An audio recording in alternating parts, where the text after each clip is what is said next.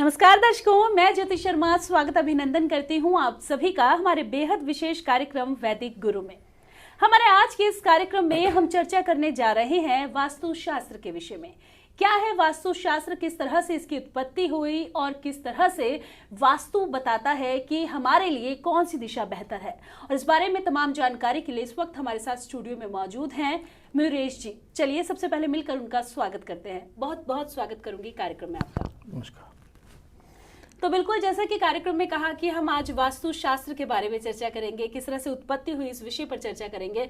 तो सबसे पहले अगर वास्तु शास्त्र की बात की जाए तो क्या है वास्तु शास्त्र और किस तरह से वास्तु शास्त्र की उत्पत्ति हुई, इसके बारे में जानना चाहेंगे। वैसे तो वास्तु शास्त्र जो आया है वो आया है मत्स्य पुराण से। मत्स्य पुराण में ऐसा लिखा है कि एक बार शिवजी का जो युद्ध था, जो एक दानव था जिसके साथ में शिवजी युद्ध कर रहे थे, और वो युद्ध करते समय वो इतने थक गए कि उनको पसीना आ गया। तो वो पसीने की एक बूंद जो थी वो ज़मीन पर गिर गई, तो उससे एक दानव पैदा हुआ। तो वो जो दानव था उसको सिर्फ भूख लगती थी, जैसे कि जो हर चीज़ वो खाता था, वो युद्ध में जो भी ज़मीन पे शेष गिरा था, जितने भी दानवों के शरीर थे वो सब खा लेता है, और वो खाने के बाद भी उसको भूख लगती है। फिर वो शिवजी की आराधना करता है और उसके बाद में शिवजी उसको प्रसन्न हो जाते हैं। शिवजी तो ठहरे भोलेनाथ, वो ऐसे बोल देते हैं कि बस मुझे कुछ खाना है, तो मैं क्या खाऊं। तो शिवजी उसको देते हैं वरदान कि तो जो चाहे वो खा सकता है। वो वरदान पाने के बाद वो जो राक्षस होता है वो जाता है और सब मतलब जैसे धरती आकाश पाताल त्रिदेवों का भक्षण करने निकल जाता है। जब भी वो अगर तीनों लोगों का भक्षण कर लेगा तो संसार चलेगा नहीं। फिर इतने में जितने भी देवता है वो उसको रोकने के लिए वहाँ पे आ जाते हैं, और वो उसको बहुत बहुत समझाते हैं कि ये जो संसार है ये ज़रूरत है अपनी, इसको तुम नहीं भक्षण कर सकते। लेकिन वो किसी की नहीं सुनता, उसे भूख लगती है और वो खाना जाता है। कुछ समय बाद वो सारे देवता उसको पेट के बल लिटा देते हैं और उसके ऊपर खड़े हो जाते हैं ताकि वो कहीं हिल ना पाए। कुछ समय पश्चात वहाँ पे ब्रह्मा जी आ जाते हैं। ब्रह्मा जी उसे बहुत समझाते हैं कि ये तुम जो कर रहे हो ये गलत कर रहे हो, ये मत करो। तो वो ब्रह्मा जी की भी नहीं सुनता। फिर कुछ समय बाद ब्रह्मा जी उसको जैसे एक वरदान दे देते हैं कि मैं तुम्हें एक वरदान देता हूँ कि जो भी प्रकृति के विरुद्ध जाएगा, आज से अनंत साल मतलब जब तक सूरज चांद है तब तक जो भी कोई प्रकृति के नियमों के विरुद्ध कार्य करेगा तुम उसे भक्षण कर सकते हो। और ये बात पे वो मान जाता है, और ये बात बोलने के बाद खुद ब्रह्मा जी उसके ऊपर वास करते हैं। साथ में टोटल 49 देवता जो है उसके ऊपर वास करते हैं, इसीलिए फिर उसका नाम वास्तु पड़ जाता है जी। इस कारण आज तक अगर आप प्रकृति के विरुद्ध कुछ भी कार्य करते हो घर में, अगर जो प्रकृति का मतलब जो प्रकृति ने बोला है, 5 तत्व दिए हैं, 5 तत्वों के हिसाब से अपना वास्तु बनता है, और वो अगर अपन गलत करते हैं उसके बारे में तो फिर वो राक्षस को ये अधिकार है कि वो उसको भक्षण कर लेता है जी। तो बिल्कुल दर्शकों, किस तरह से वास्तु शास्त्र की उत्पत्ति हुई इसके बारे में हमने जाना। अब आगे अगर चर्चा की जाए कि वास्तु शास्त्र में दिशाओं का विशेष महत्व होता है तो उसके बारे में जानना चाहूंगी। जो दिशा है उसमें जो 4 दिशाएं हैं वो सबसे महत्वपूर्ण हैं, जैसे नॉर्थ, साउथ, ईस्ट और वेस्ट। इनके अलावा आती है नॉर्थ ईस्ट, उसके बाद में आती है साउथ ईस्ट, उसके बाद में आती है साउथ वेस्ट और फिर आती है नॉर्थ वेस्ट। ये जो 8 दिशाएं हैं इनको हर एक स्वामी दिया है, हर एक तत्व दिया है, और उनके हिसाब से सारों की रचना की गई है, और उसी के हिसाब से अपने को अपने घर बनाने हैं, ताकि हमें जो नेचर में अवेलेबल जो नेचर में जो सनलाइट है, जो क्या बोलते हैं शुद्ध हवा है, जो पॉजिटिविटी है, जो पॉजिटिव वाइब्स है, अगर वो अपने को चाहिए, सही तरीके से चाहिए, तो जो अपना घर है अपने को ये हिसाब से बनाना है। इसमें हाइट एंड वेट का फॉर्मूला आता है, इसमें स्लोप आते हैं। इन सब का बारीकाई से मतलब पूरा जांच पड़ताल करके ही ये शास्त्र बनाया गया है। मयूरेश जी, अगर वास्तु शास्त्र की भाषा में शूल की बात की जाए तो क्या होता है शूल, इसके बारे में जानना चाहूँगा। शूल यानी वेद। वेद मतलब जो अपना घर होता है उसके जो आसपास के क्षेत्र होते हैं उसमें जो उन दूसरों के घर है या रास्ते हैं या टी पॉइंट्स हैं, वो सब अपने घर पे उस अपना अपना अलग अलग तरीके से प्रभाव छोड़ते रहते हैं।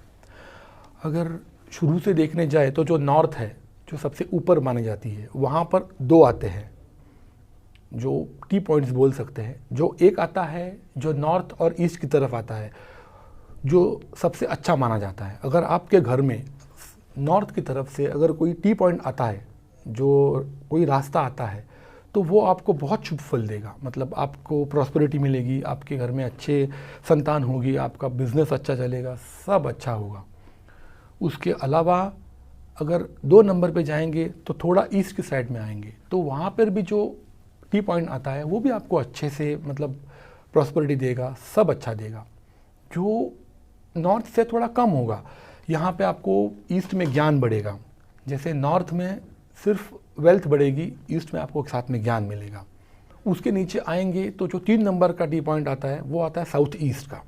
उसमें अगर आप ऐसे घर में रहते हो और आपके घर में अगर ये जगह का टी पॉइंट आता है, तो वो घर में जो रहने वाले लोग हैं वो हमेशा हाइपर रहेंगे, जिनके सर में हमेशा गर्मी रहेगी। उसकी वजह से उनके घर में अशांति रहेगी, ना आपस में मिल बैठ के कोई डिस्कस कर पाएंगे या झगड़े होंगे।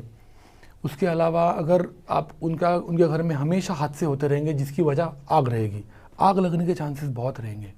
मतलब कोई छोटी सी भी रही, अगर शॉर्ट सर्किट भी हो जाएगी तभी उधर फायर पकड़ लेगी, या बच्चा खेल रहा है वो कोई कागज़ जला लेगा, कहीं गिरा देगा तो आग पकड़ लेगा, कोई पर्दा जल जाएगा हमेशा। लेकिन फायर से रिलेटेड कोई ना कोई हादसा होते रहेगा। उसके बाद में थोड़ा नीचे आते हैं और जैसे साउथ और ईस्ट के बीच में साउथ की तरफ, तो वो आता है 4 नंबर का पॉइंट। तो 4 नंबर का जो टी पॉइंट रहेगा वो यही सब इफेक्ट देगा, लेकिन उसका जो प्रभाव रहेगा वो थोड़ा थोड़ा कम हो जाएगा। कि जैसे वहाँ पे 70% चांस है तो यहाँ पे 20% चांस रहेगा, लेकिन आपको प्रभाव वही मिलेंगे। उसके बाद में नंबर 5 का जो वेद रहेगा, जो टी पॉइंट रहेगा, वो आपको हमेशा मृत्युदायक कष्ट देगा। मतलब जो घर का हेड ऑफ द फैमिली रहेगा वो हमेशा परेशानी में रहेगा, उसको कोई ना कोई चिंता खाई रहेगी, उसको वे आउट नहीं मिलेगा, वो हमेशा डिप्रेशन में रहेगा और जो भी सारी तकलीफ है वो उसके सर पे आ जाएगी। उसके बाद में चाहते हैं और थोड़ा सा ऊपर वेस्ट की तरफ जो आएगा 6 नंबर का पॉइंट। वहाँ पे अगर आपका कोई भी टी पॉइंट आता है तो आपको ज़िंदगी में कभी ना कभी कोर्ट में जाना ही है, आपके घर में कोर्ट केस बनने ही बनने हैं। ये तो आप पकड़ के चलो, अगर आपके घर में ये वाला टी पॉइंट है जो वेस्ट की तरफ से है और साउथ वेस्ट में है, तो आपके घर में कोर्ट केसेस बनने हैं। जो 7 नंबर वाला टी पॉइंट है वो अगर आपके घर में है तो आप समझ लीजिए कि आपके घर में मतलब जो लोग रहेंगे वो ज़्यादा से ज़्यादा घर से दूर रहेंगे, या मतलब उनको घर में आने की इच्छा नहीं होगी, उनकी संभावना अगर जो मैक्सिमम वो टाल पाएंगे उतना घर को वो टाल देंगे। और उसके बाद में आता है आखिरी वाला टी पॉइंट जो आता है नॉर्थ की तरफ पर वेस्ट साइड में। वो वाला जो पॉइंट है वो थोड़ा अलग तरीके का है। अगर वो वाला आपके घर में मतलब जहाँ पे आपका घर है, आपकी वास्तु है, वो वास्तु के वो दिशा में अगर कोई भी टी पॉइंट आके आपको टच करता है तो आपके घर में जो यंग लेडी रहेगी वो हमेशा परेशान रहेगी। उसके दिमाग में हमेशा ऐसा ही चलता रहेगा कि मैं ये घर छोड़ के चले जाऊँ। अगर आपके घर में यंग लेडी है नहीं तो बहू बेटी भी जा सकती है, मतलब उनका दिमाग इसी तरफ ढलान रहती है कि भाई कुछ भी हो जाए, छोटा झगड़ा हो जाए, कुछ भी हो जाए, वो घर छोड़ के चले जाएंगे। ये सबसे बड़ी और जी, अगर घर की बात की जाए और जब घर की बात आती है तो घर में रहने वाले सदस्यों की बात आती है, घर में बेडरूम की बात आती है, वॉशरूम की बात आती है, किचन की बात आती है। तो अगर एक घर की बात की जाए तो बेडरूम, हमारे जो घर के बड़े हैं उनका बेडरूम, वॉशरूम, किचन, घर का मंदिर, डाइनिंग रूम किस तरह होना चाहिए, किस तरफ होना चाहिए, किन दिशाओं में होना चाहिए, मैं चाहूँगी इसके बारे में आप विस्तार से बताएं। जैसे कि आपने अभी बोला कि अपने घर में हर एक दिशा, हर एक पर्टिकुलर कार्य, मतलब हर एक चीज़ को डेडिकेट की गई है। जैसे बेडरूम है, बेडरूम मतलब जो हेड ऑफ द फैमिली होता है उसका जो रूम होता है वो साउथ या साउथ वेस्ट की तरफ होना चाहिए, ताकि जब भी वो वहाँ पर रेस्ट करे तो वो शांति से सो पाए। वो जो दिशा है साउथ वेस्ट, उसका मालिक है राहु। जो सारे ग्रहों में सबसे अच्छा प्लानर है, जो हेड ऑफ द फैमिली होता है, उसे आपका घर चलाना है, पैसे का जो ये सब करना है, सब लोगों के रिश्ते संभालने हैं, ये सब अगर वो कर सकता है तो उसको राहु जैसी स्ट्रेंथ चाहिए, जो कि राहु की दिशा में अपने बेडरूम के होने से मिल सकती है। अगर वो आपके बच्चों का रूम है, जो घर में छोटे बच्चे हैं उनका जो बेडरूम है, तो वो आप साउथ वेस्ट में नहीं दे सकते, वो नहीं दे सकते वहाँ पे, वो उसको आपको देना है नॉर्थ वेस्ट में, जो उनके हिसाब से, क्योंकि वो दिशा जो है उसका मालिक है चंद्र, जो उन अपने हिसाब से, चंद्र कैसा होता है, कभी बढ़ता है कभी घटता है, तो वो उसके हिसाब से वो बच्चे भी ऐसे ही होते हैं, जैसे छोटे होते हैं, कभी वो रोते हैं कभी हंसते हैं, तो उनके लिए वो सब दिशा सही है। उनका बेडरूम जो रहता है वो हमेशा नॉर्थ वेस्ट की तरफ रहता है जी।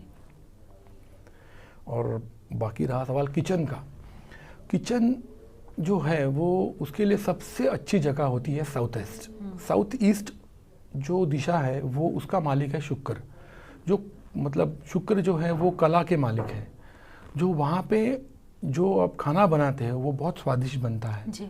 जो लेडी वहाँ पे खड़े रह के खाना पकाती है उसका जो माइंड है वो बहुत अच्छा होता है, फ्रेश हो जाता है, उसके कारण वो खाना अच्छा बनता है। वहाँ पे कभी वेस्ट ऑफ फूड नहीं होता है। अगर वो किचन नीचे के बदले थोड़ा ऊपर चला जाए, जैसे कि नॉर्थ ईस्ट में, तो खाना तो अच्छा बन पाएगा लेकिन बहुत वेस्ट हो जाएगा। जैसे कि 4 आदमी खाना खाने वाले हैं लेकिन खाना इतना बन गया कि 10 लोग खा जाए, तो खर्चा बढ़ जाएगा वो हिसाब से जी। तो बिल्कुल दर्शकों, घर का किचन, घर का बेडरूम, घर का वॉशरूम कहाँ किस तरह से होना चाहिए, इसके बारे में हम चर्चा कर रहे हैं। वास्तु क्या होता है, इस विषय पर चर्चा हमारी लगातार जारी है। हमने घर के वास्तु के बारे में तो बात कर ली, लेकिन अगर कोई व्यापार करता है, किसी की शॉप है, किसी का अपना बिजनेस है, तो उनका वास्तु किस तरह का होना चाहिए, चलिए इस विषय पर चर्चा करते हैं। मयूरेश जी, अगर हम शॉप के वास्तुशास्त्र के बारे में चर्चा करें तो शॉप के अंदर जो वास्तुशास्त्र है, तो अगर जो भी मालिक है वो बैठ रहे हैं अपनी सीट पे, तो उनके बैठने की सीट, उनका गल्ला या फिर उनका जो कार्य क्षेत्र है वो किस तरफ होना चाहिए, मैं चाहूँगी इसके बारे में भी बताएं। वैसे तो देखने जाए तो वास्तुशास्त्र में कमर्शियल और रेसिडेंशियल, ये दो जो चीज़ें हैं ये बहुत साफ साफ अलग अलग तौर पे की गई है। जैसे अगर आपका घर है तो उसमें जो चीज़ें होनी चाहिए वही होनी चाहिए, और अगर आपका शॉप है तो उसके लिए वो बहुत सी मतलब वही सेम चीज़ें नहीं आएंगी, वो विपरीत हो जाएंगी। जैसे कि गोमुखी चीज़ होती है, गोमुखी प्रवेश द्वार होता है ना, वो घर के लिए अच्छा होता है लेकिन वो व्यापार क्षेत्र के लिए अच्छा नहीं होता है। उसके लिए अपने को शेरमुखी द्वार चाहिए। जैसे बेसमेंट होता है, बेसमेंट को तो वास्तुशास्त्र में करना ही मना है, लेकिन अभी आजकल का जो ये चल रहा है ज़माना, उसके हिसाब से वास्तुशास्त्र में वो बेसमेंट कर लेते हैं। तो वो सिर्फ वहाँ पे आता है अगर जैसे नॉर्थ है, नॉर्थ ईस्ट है और ईस्ट है, ये जो 3 क्षेत्र है, इसके अलावा बेसमेंट आप कहीं नहीं दे सकते। लेकिन अगर आप कमर्शियल प्रॉपर्टी देखेंगे तो उसमें आप पूरे मतलब पूरे जितनी आपकी जगह है उसमें में पूरा बेसमेंट दे सकते हो। उसके अलावा अगर आप सोचने जाएँ तो वास्तुशास्त्र के हिसाब से जो घर होता है उसमें कोई दिशा है, जैसे नॉर्थ है, ईस्ट है, इनको अच्छा माना गया है प्रवेश द्वार के लिए। वैसे दिशाएं तो सब अच्छी होती है लेकिन घर के लिए थोड़ा रिस्ट्रिक्शन है। लेकिन अगर आपका शॉप है तो उसमें ऐसा कोई रिस्ट्रिक्शन नहीं है, आपका कोई भी दिशा में शॉप रहेगा या उसका प्रवेश द्वार रहेगा, वो उसमें कोई ऐसा ये नहीं है जी। तो अगर बात की जाए दरवाज़ों की, घर के जो डोर्स होते हैं उनके बारे में अगर बात की जाए तो किस तरह के होने चाहिए, किस दिशा में होने चाहिए। घर का मंदिर सबसे प्रमुख स्थान होता है, घर में हम पूजा करते हैं, ईश्वर का नाम लेते हैं, घर का मंदिर है तो जो पूजा कर रहा है वो व्यक्ति किस तरफ बैठे, मंदिर का जो मुख है वो किस तरफ होना चाहिए, ये जानना भी बेहद ज़रूरी है। तो मैं चाहूँगी इसके बारे में भी आप हमारे दर्शकों को बताएं। वैसे मंदिर जो होता है वो घर के सबसे अच्छी जगह मतलब नॉर्थ ईस्ट ये कोने में होना चाहिए जी। जो कि पूरे जैसे वास्तु पुरुष है उसका जहाँ पे सर होता है वो जगह होती है नॉर्थ ईस्ट जी। और वहीं पे वो मंदिर अपना होना चाहिए। वो मंदिर में जो अगर आपका मंदिर नॉर्थ ईस्ट की जगह में है तो उसका जो अंदर जाने का दरवाज़ा है वो साउथ की दिशा में कभी नहीं होना चाहिए। साउथ की दिशा के अलावा छोड़ के कहीं पर भी हो सकता है जी। उसके अलावा जो आपका मतलब जो मंदिर का रूम है, मंदिर का जो आपका जैसे देवघर जिसको बोलते हैं, अगर वो है, उसके अंदर जो हवन कुंड होता है वो हमेशा साउथ ईस्ट में ही होना चाहिए, जो कि वो रूम के नीचे वाला है। और जब भी आप पूजा पाठ करते हो तभी आपका जो मुख होता है वो हमेशा ईस्ट की तरफ होना चाहिए। तो भगवान की जो तस्वीरें है, जो मतलब जो फोटोज़ है, जो मूर्तियाँ हैं, वो इस प्रकार से रखनी चाहिए कि पूजा करते समय अपना मुंह या तो ईस्ट की तरफ हो, या अगर नहीं थोड़ा है मतलब कोई प्रॉब्लम है तो वो नॉर्थ की तरफ हो, लेकिन ज़्यादातर ईस्ट की तरफ ही होना सही है। जी।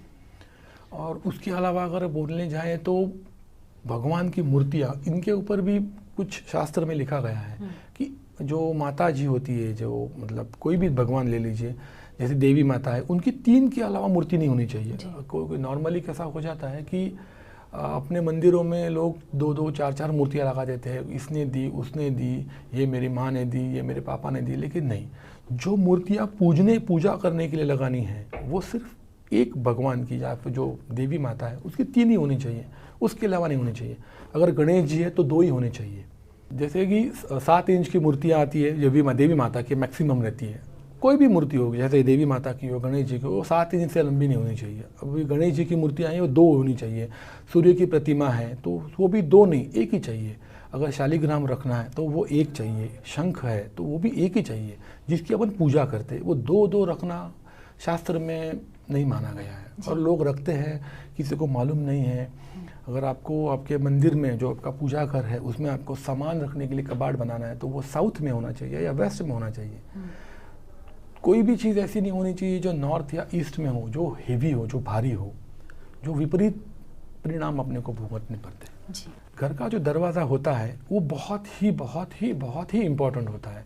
मतलब आज लोग उसको लगभग निगलेक्ट कर देते हैं कि बस दरवाज़ा है, लेकिन वैसा नहीं है। वो जो दरवाज़ा होता है, जो मेन डोर घर का, वो कैसे होना चाहिए, उसके ऊपर क्या होना चाहिए, उसकी हाइट कितनी होनी चाहिए, इसके लिए बहुत कुछ लिखा गया है वेदों में।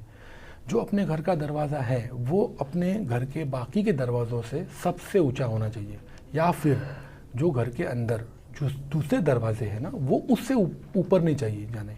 या कोई भी विंडो है, नीचे का हाइट कितना भी हो विंडो का, उसका कोई प्रॉब्लम नहीं है, लेकिन जो ऊपर की हाइट है विंडो की, वो और मेन डोर की हाइट वो एक ही लेवल चाहिए जी। अगर आप मेन डोर बनाते हो, आपके घर में 6 दरवाजे हैं, तो जो आपका जो प्रिंट है या फिर आपका जो भी डिज़ाइन है जो मेन डोर पे है वही सब दरवाज़ों पे आना चाहिए, ऐसा शास्त्रों में लिखा गया है। अभी कौन करता है कोई नहीं करता है, तो उसके अनुसार उसके जो रिजल्ट्स है वो लोग उनको मिलते रहते हैं। यहाँ तक कि अगर आपका दरवाज़ा अपने आप खुल जाएगा तो उसके भी विपरीत परिणाम आपने को भुगतने पड़ते हैं। अगर आपके घर में डोर क्लोजर लगा हुआ है तो ये आप मतलब ये आपको इतना घातक नहीं है, ये रूल एप्लीकेबल नहीं हो जाएगा आपके। लेकिन आपके घर में डोर क्लोजर नहीं है और आपका दरवाज़ा आप खोल देते हो और फिर अपने आप बंद हो जाता है जी।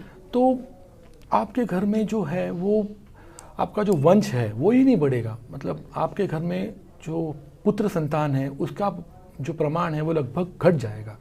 जो संतानें होंगी वो स्त्री संतानें होंगी। अगर दरवाज़ा है वो अपने आप खुल जाता है तो या तो मतलब अब जैसे कि आजकल के दुनिया मतलब जो आज का पीढ़ी है 2022, अगर मैं इसको किसी को बोलूं कि आपको बाहर गाँव जाना पड़ रहा है, फ़ौरन अब चांस मिल रहा है, तो लोग हंसते हंसते एक्सेप्ट कर लेते हैं जी। लेकिन पुराने ज़माने में ऐसा नहीं था जी। पुराने ज़माने में घर छोड़ के जाना व्यापार के लिए ये माना जाता था कि नहीं जाना है किसी को घर छोड़ के, तो वैसा माना जाता है। अगर आपके घर का दरवाज़ा ऐसे अपने आप खुल जाता है तो आपको घर छोड़ के लंबा रहना पड़ेगा, घर के बाहर रहना पड़ेगा।